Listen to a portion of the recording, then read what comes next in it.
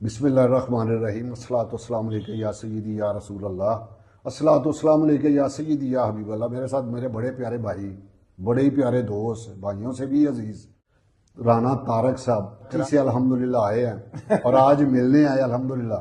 پرانی یادیں تازہ ہو گئی۔ 84 میں الحمدللہ دونوں بھائیوں نے مدینہ پاک کا سفر اکٹھا کیا تھا۔ الحمدللہ اللہ پاک ان کو سلامت رکھے، صحت والی، تندرستی والی لمبی زندگی دے، ان کے رزق میں، جان میں، مال میں بڑھتے۔ تو میں نے سوچا کہ فائدہ اٹھائیں ان کے آنے کا، تو ایک چھوٹی سی ویڈیو، آگے رمضان آ رہا ہے، شاید یہ میری ویڈیو آپ رمضان میں دیکھیں۔ سوچ آ رہی تھی کہ میرا اللہ پاک فرما رہا ہے قرآن مجید میں کہ اس مہینے میں شیطان کو جگڑ دیتا ہوں، بند کر دیتا ہوں۔ تو مجھے رات کو اللہ میرا جانتا ہے نیند نہیں آ رہی تھی کہ جب یہ بند ہو گیا ہے، میرا مخالف تو بند ہو گیا، میرے رب نے کر دیا، اب میں جھوٹ بولنا کیوں نہیں چھوڑ رہا، کم تولنا کیوں نہیں چھوڑ، کسی کا حق کھانا کیوں نہیں چھوڑ رہا، غیبت کرنی کیوں نہیں چھوڑ رہا، یہ سمجھ نہیں آ رہی تھی۔ پھر آخر دماغ نے کام کی، سمجھ آئی کہ یار میں نے 11 مہینے اس کی ہر بات مانی، جو یہ مجھے کہتا رہا میں وہی مانتا رہا۔ اب میں عادی ہو گیا ہوں، وہ سامنے بندھا ہوا بھی میرا مذاق اڑا رہا ہے، ہنس رہا ہے کہ اب اللہ پاک نے مجھے باندھ تو دیا ہے لیکن اس کو اب ضرورت نہیں ہے میری، بغیر باندھے بھی یہ کام اپنے جاری رکھے گا، اب کسی اور کو ورگلانے کی ضرورت ہے۔ میاں اشفاق کا جو میں نے کام کرنا تھا وہ میں نے کر لیا، اب یہ نہیں ہٹے گا۔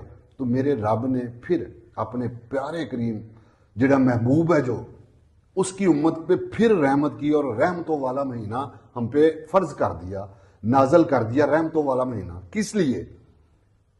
وہ بھی پھر سوچ آتی ہے کہ اگر طارق بھائی ایک مہینہ، اگر میں نماز سے باغی ہو چکا ہوں، اگر ایک مہینہ متواتر یہ نماز پڑھ لوں تو امید ہے میں پھر عادی ہو جاؤں گا۔ یہی بات ہے، صحیح بات۔ اگر میں اس مہینے جھوٹ چھوڑ دوں تو امید ہے کہ آگے بھی میرا جھوٹ چھوٹ جائے گا۔ اس مہینے میں کم تولنا چھوڑ دوں تو شاید آگے بھی اللہ پاک مہربانی کر دے گا۔ اللہ پاک نے پھر اپنے پیارے محبوب کی امت کے لیے، ہمارے لیے پھر بہتری کے لیے یہ مہینہ پیدا کیا۔ خدا را اللہ پاک کا جو مخالف ہے نا، وہ بڑا طاقتور ہے، شیطان جو ہے بڑا طاقتور ہے۔ اللہ جانتا ہے ہم اس سے بچ نہیں سکتے اپنے رب کی رحمت کے بغیر۔ صحیح بات۔ جب تک وہ نہ چاہے اس سے ہم مقابلہ کر ہی نہیں سکتے۔ اللہ پاک ہمیں اپنے حبیب کے صدقے اس سے بچا لے، اس شیطان سے بچا لے، کیونکہ ہماری طاقت نہیں ہے اس سے بچنی۔